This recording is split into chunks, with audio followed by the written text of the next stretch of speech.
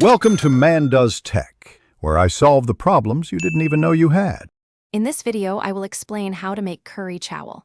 Start by gathering all your ingredients. You'll need 1 cup of basmati rice, 2 cups of plain yogurt, and 1/4 cup of gram flour. Essential spices include 1 teaspoon of turmeric, 1 teaspoon of red chili powder, and 1/2 teaspoon of cumin seeds. Have 1 tablespoon of ginger garlic paste and 2 green chilies ready. Finally, ensure you have 2 tablespoons of cooking oil and 4 cups of water.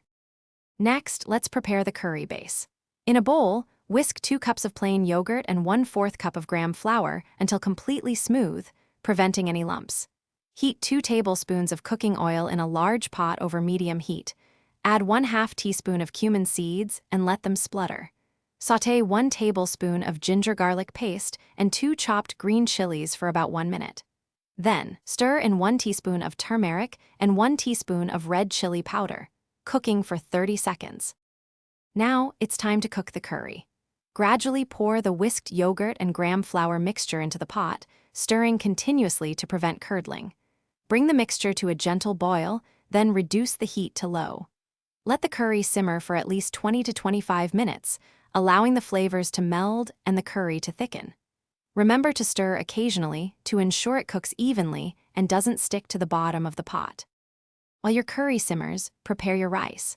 Wash 1 cup of basmati rice thoroughly under cold water until the water runs clear. Cook the rice separately according to its package instructions, typically using 2 cups of water for every 1 cup of rice. Once both are ready, garnish your rich, aromatic curry with fresh cilantro leaves. Serve the warm, flavorful curry generously over the fluffy, freshly cooked rice for a truly satisfying meal. Thanks for watching. If you found this helpful, don't forget to like and subscribe.